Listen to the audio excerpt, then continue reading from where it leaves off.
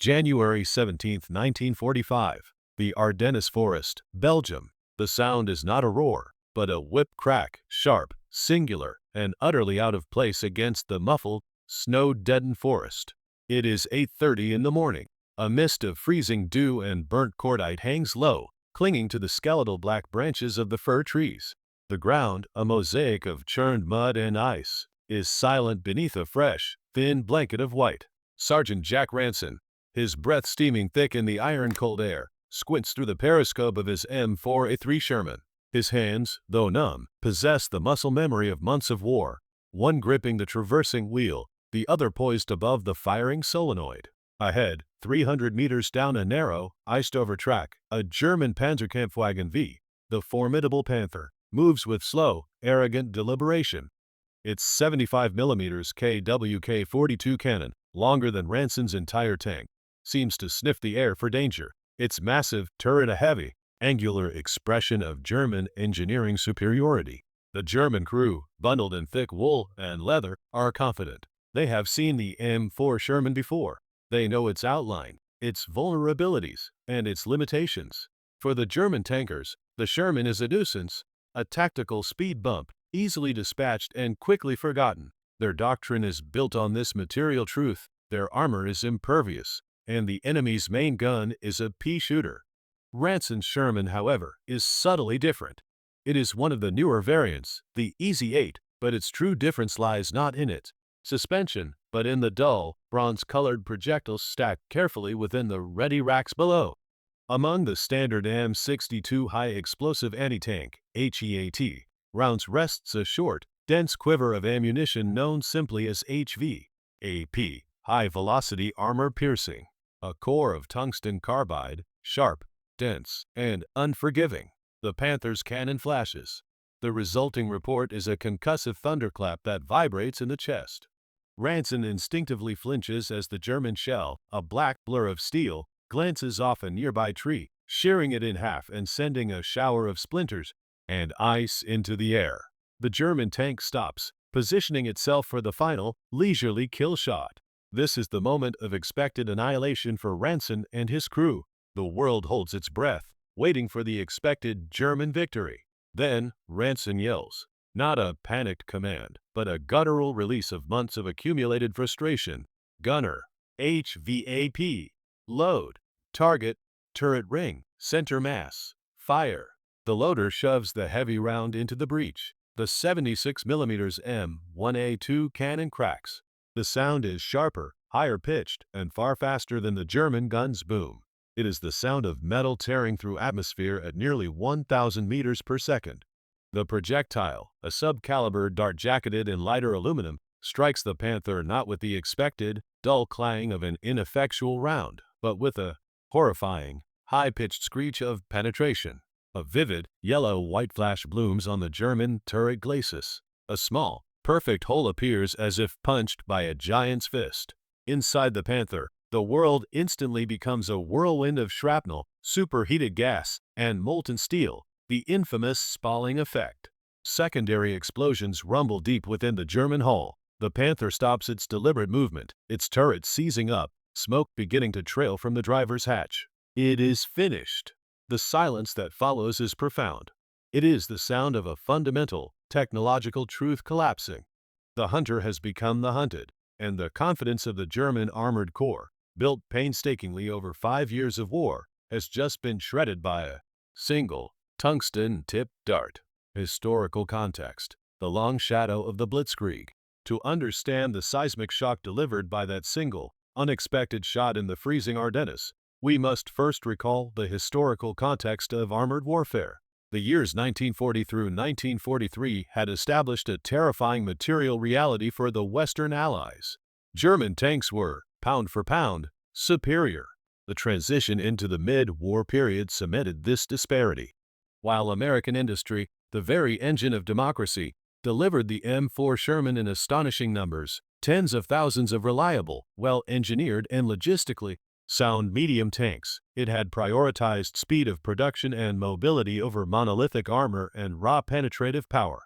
The standard Sherman, armed with the 75mm M3 gun, was perfectly adequate against the older Panzer IV and Stu GIII, but it was fundamentally outmatched by the new generation of German steel. The German response to the Soviet T-34 and the needs of the Eastern Front gave birth to the terrifying trinity of German heavy armor, the Tiger I, the Tiger II, Königstiger, and the Panther. These tanks, particularly the Panther with its thick, sloped frontal armor, were designed to survive. Their long-barreled cannons, the 88mm KWK-36 on the Tiger and the 75mm KWK-42 on the Panther, could kill a Sherman at ranges far exceeding the American tank's effective reach. This period was the Sherman crisis. American and British tankers faced an emotional crucible of unequal combat. Their primary tactic was often necessity born of inadequacy: flank the enemy, hunt in packs, or rely on air support and superior artillery. In every engagement, there was the agonizing uncertainty that came with knowing their own rounds would merely ping harmlessly off the enemy's frontal plate, while every German return shot carried the promise of instantaneous obliteration. The tactical solution, the upgunning of the M4 to the 76mm M1 gun, was only a partial answer. While the new gun provided increased velocity and a slightly heavier projectile, the M62 armor-piercing high explosive, or AIF, it still struggled against. The Panthers' sloped 80mm glacis plate at standard combat ranges. A 76mm Sherman fighting a Panther head-on at 1,000 meters was fighting a losing battle, dependent on luck or the enemy's operational error. The Germans knew this. It was a mathematical certainty borne out by countless field reports. This is why the moment of the HVAP round's introduction matters so profoundly. It was not just an improvement. It was a fundamental shift in the geometry of combat. For the first time, the American industrial machine delivered a surprise that negated the most prized advantage of the German war economy: the superior metallurgy and design of their heavy tanks. The very expectation of German armored invincibility, a psychological shield as potent as the steel itself, was suddenly, violently breached. Emotional contrast. The confidence and the collapse. We must now examine the psychological chasm that opened in the winter of 1944 to 1945. What the German tankers expected was a continuation of the established, predictable dynamic. They anticipated the familiar thud of a 75mm M3 round, a noise that, to them, sounded more like a desperate, futile rap-on an impenetrable door than a genuine threat. Their doctrine was rooted in this superiority.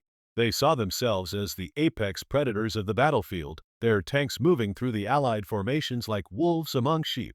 Every engagement reinforced this lethal self-perception. Their training instilled an arrogance, a belief in the inherent material and ideological correctness of their equipment. The Panther was the embodiment of the German war machine's genius: sleek, fast, deadly, and virtually immune from the front. Their sensory experience was meant to be one of cold, detached efficiency: spot the inferior Sherman, pause, calculate the range, and fire a single, devastating shot. The only threat they truly respected was the British Firefly with its specialized 17-pounder gun, and even that was a rarity, often relegated to specific defensive roles. The vast majority of American Shermans were considered non-threats in a frontal duel. Yet, what they actually experienced was a terrifying and instantaneous reversal of fortune. When the 76mm gun fired the HVAP round, designated M93, it did not sound like the standard American gun. It was a higher-pitched, sharper report, indicative of the immense pressure and velocity achieved within the cannon's chamber. And when the projectile struck, it carried with it a terrifying new signature. It was not the clang of defiance, but the shriek of intrusion. The emotional contrast was cataclysmic. In one moment, the German crew was secure within a steel fortress, their minds perhaps wandering to their next meal or the miserable weather. The next, that fortress was violated by an almost invisible, hypervelocity dart of tungsten. The sheer speed of the round meant that the sensory input of the explosion and the penetration were almost simultaneous. There was no time for recognition, no time for tactical response, often not even time for the final, gasping thought of fear. The internal effect, the popcorn effect of spalling, turning the interior of the fighting compartment into a high-pressure cloud of molten, fragmenting steel, was immediate and fatal. A German tanker's diary recovered near Aachen spoke of the new fear. It is not the sound that chills the blood, but the absence of sound after the impact. Only the terrible, immediate smell of fire and blood where there was solid armor, just a heartbeat before. They strike not the weak points, but any point. It is a bullet for our tanks. This shift from predictable attrition to instantaneous, frontal vulnerability shattered the core ideological belief in their armored invincibility. The Panther had suddenly become mortal, and the psychological dominance of the German heavy tank was over. Historical evidence: the tungsten thunderbolt and American abundance. The reality of this shift was rooted in the M93 HVAP round itself. It was the product of immense, specialized American industrial capacity, a symbol of the democratic willingness to prioritize lethality and mass production simultaneously. The conventional 75mm Sherman round had a penetration capability of approximately 60-70mm of homogeneous armor at 500 meters. The standard 76mm M62A round offered an improvement, pushing penetration to roughly 90mm at the same range, still inadequate for a clean frontal kill on the 80mm slope glacis of the Panther, which had an effective thickness of over 140mm due to the angle. The M93 HVAP round changed the equation entirely. Utilizing the principle of subcaliber ammunition, a core of extremely dense, hard material surrounded by a lighter jacket, a sabot, that breaks away upon leaving the barrel, it achieved staggering velocity. The muzzle velocity of the M93 fired from the 76mm M1 gun was close to 1,200 meters per second, a massive increase over the standard round's 792 meters per second. Factual records show the result. The 76mm HVAP round could penetrate approximately 178 millimeters of armor at 500 meters and still maintain the capability to penetrate the Panther's frontal glacis plate at typical engagement ranges, 1,000 meters and beyond. It turned the 76mm Sherman from a vulnerable prey into a true predator. The supply chain that delivered this specific, rare, and complex ammunition is a crucial piece of evidence in this narrative of material shift.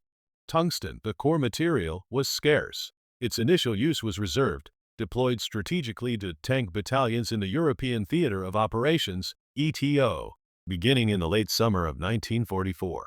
Its presence was often limited to 6 to 10 rounds per tank, making it a precious commodity, a silver bullet, saved for the moment of truth. The first true, large-scale demonstration of this new capability came during the Battle of Erosion in September 1944. Here, elements of the U.S. 4th Armored Division engaged the newly arrived German 5th Panzer Army. The Germans, confident in their Panthers, charged headlong. The American tankers, already equipped with the 76mm gun and, crucially, a small supply of the HVAP, held their ground. Factual after-action reports confirm a devastating ratio of kills.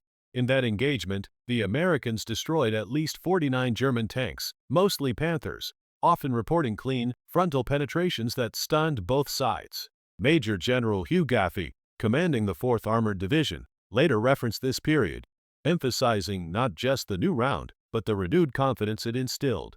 The material evidence shifted the psychological balance of power. American tankers, who had previously faced the moment of contact with dread, now met it with calculated aggression, knowing they held an equalizer. This material evidence is inextricably linked to the symbol of American abundance. The German war machine, despite its technological prowess, was fundamentally a war machine of scarcity. Their tanks were mechanically over-engineered, relying on limited resources and complex, time-consuming manufacturing processes. The logistics to keep a Panther running, the specialized fuel, the heavy spares, the constant maintenance, were a drain on a collapsing infrastructure. Contrast this with the ubiquitous C-ration tin of peaches or fruit cocktail. This recurring symbol of the American logistical engine appeared everywhere, stacked in crates next to the muddy tracks of M4 Shermans, handed out by Quartermaster Corps soldiers, in the ruined villages, and consumed by tankers waiting for refueling. The tin itself was a minor marvel, sealed, preserved, and often containing tropical fruit grown thousands of miles away. It represented an industrial output that the totalitarian, resource-starved German Reich could not comprehend, let alone replicate for its frontline troops. While the German soldier subsisted on coarse bread, ersatz coffee, and limited tinned meats, the American GI often ended his meal with a sweet, cold, syrupy fruit cocktail. This simple tin symbolized the true, crushing advantage of American democracy, its industrial flexibility and overwhelming capacity. The same logistical network that could churn out millions of tins of fruit and cigarettes was the one that delivered the complex, tungsten-cored HVP rounds. The Germans could build a superior tank. They could not build a superior economy to sustain a global war. The HVAP round was the tactical manifestation of this industrial abundance, and the fruit cocktail was its soft, sweet, undeniable proof. The 76mm M4, fed by the industrial abundance symbolized by the fruit tin, was not just a tank. It was a delivery platform for strategic industrial power, transformation, the erosion of invincibility. The sustained application of HVAP from late 1944 onwards began to fundamentally transform the German perception of the war. It was no longer a question of tactical superiority, but of strategic survival. Before the HVAP, German after-action reports often categorized German losses as predictable, often with a slight, almost dismissive tone. Post-HVAP, particularly during the Battle of the Bulge, the tone shifted to shock, confusion, and genuine alarm. They observed their most formidable machines, the revered Panthers and even the occasional Tiger, succumbing to frontal penetration from a vehicle they had long considered obsolete. The transformation was twofold, external and internal. Externally, German armored doctrine began to rapidly change. Tank commanders, who once charged Allied lines relying on their armor to repel fire until they were in range, became cautious. They began to use terrain more effectively, relying on hull-down positions, ambush tactics, and avoiding direct, frontal duels at all costs. The German confidence, a swagger built on material superiority, evaporated. The invulnerability was gone, replaced by the grim knowledge that a Sherman, the ubiquitous, dependable Allied tank, now carried a death dart that respected no steel. This tactical retreat was a victory for the Allies as significant as any destroyed tank, slowing the tempo of German armored operations. Internally, the psychological toll on German morale was immense. The average German soldier had been fed a narrative of technological supremacy, culminating in the V-weapons and the heavy tanks. The Panther was the symbol of the Reich's ability to out-engineer its enemies. When that symbol was breached, the wider belief in the ultimate triumph of the German cause fractured. The sight of a destroyed Panther, smoke billowing from a small, telltale hole that should never have existed, became a visceral symbol of the war turning irrevocably against them. For the American tankers, the transformation was a resurrection of morale. The burden of fighting an unequal fight was lifted. The 76mm HVAP round, though scarce, provided an answer. It meant that a crew, fighting with skill and aggression, now possessed the tool necessary to defeat the toughest enemy tank on a one-for-one basis. This confidence was contagious. It transformed the Sherman crew from cautious survivors into aggressive fighters, secure in the knowledge that industrial America had finally delivered the means to victory. The sheer mass of the Allied forces, sustained by that flow of goods, the fruit cocktail and the tungsten, began to grind down the German state. The German system, reliant on brilliant but localized technological spikes, could not sustain the war against the democratic machine that manufactured excellence and abundance on an unparalleled scale. Every destroyed Panther was a physical manifestation of the democratic system proving its resilience and industrial might. Symbolism and sustained effort, the sweet taste of logistics. Let us return to the recurring motif, the C-ration tin of peaches. It is a mundane object, yet it embodies the spirit of American logistical power and the democratic contract. It is a promise kept, delivered reliably thousands of miles from the industrial heartland. Imagine the German tanker, pulled from the smoking hulk of his Panther, now a prisoner of war. He is offered a meal, not the black bread and sausage he has known, but a tin, bright and clean, full of syrupy, preserved fruit. The contrast is jarring. The German economy demanded sacrifice. The American economy demanded production. The German army prized the elite, complex machine. The American army prized the mass-produced, reliable tool, backed by an endless chain of supply. The logistics behind the HVAP round were a feat of engineering and resource management. Securing the tungsten, machining the dense core, casting the aluminum, sabot, and safely shipping it to the front lines. It was a complex and costly process. Yet, the American system absorbed this complexity, delivered the ammunition, and sustained the fighting force with an array of material comforts that bordered on luxury in a wartime context. The sweet, processed taste of that fruit cocktail became an unconscious symbol of overwhelming material disparity, a silent narrative told between the victor and the vanquished. The presence of the fruit cocktail in the inventory underscores the American system's capacity for redundancy and surplus. They could afford to equip their troops with the necessities of war, the Sherman, the M93 round, while simultaneously providing the luxuries of peace, the fruit, the coffee, the cigarettes. This was the true engine of the transformation. The HVAP round broke the German tank, but the steady flow of goods, symbolized by the sweet peaches, broke the German will. It suggested a conflict that could not be won, a foe whose resources were inexhaustible. The steady rhythm of the American advance was tied to this logistical beat. Every day, the front lines moved, consuming fuel, ammunition, and rations. The supply lines strained, but they never truly snapped. The 76mm gun required that steady supply of ordnance, and the men who fired it required that steady supply of nourishment and morale. The peaches and the tungsten were two sides of the same powerful coin. Epilogue: the core of abundance and the cost of ideology. The saga of the 76mm Sherman and the HVAP round is a microcosm of the larger truths of the Second World War.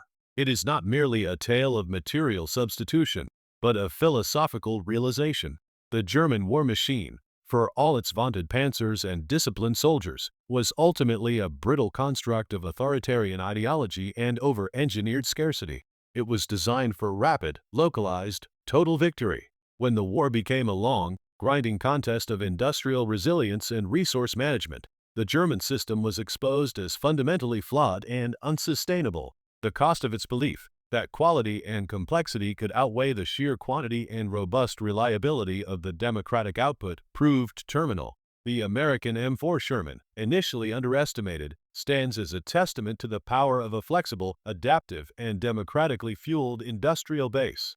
It was a good tank that became a great weapon when given the specific, high-tech tool it needed. Its ultimate victory was not defined by its thickest armor plate, but by the relentless, coordinated excellence of its manufacturing and supply chains. The tungsten core of the HVAP round was a small, dense star of American technological prowess, a moment of perfect, lethal efficiency delivered by a system designed for freedom and consumption. It penetrated the steel of the Panther, but more importantly, it penetrated the lie of German invincibility. And so, we leave the frozen track in the Ardennes. The smoke clears, and the silence returns, heavier now with the weight of consequence. The German tanker's expected world, the fortress of steel, the certainty of victory, is gone, incinerated by a projectile that traveled too fast for the human eye to track. The lesson etched in the burning wreck of the Panther is a timeless one. True strength in the defense of liberty does not only lie in the singular, imposing weapon, but in the collective, sustained, and abundant capacity of a free people to provide for both the necessities of life and the means of its defense. The Sherman's triumph, powered by the scarcity of tungsten and sweetened by the abundance of preserved fruit, confirmed a truth that echoes still. Freedom possesses an industrial might that tyranny can never replicate. It is the overwhelming, undeniable power of abundance, faithfully and tirelessly delivered, that always wins the long war.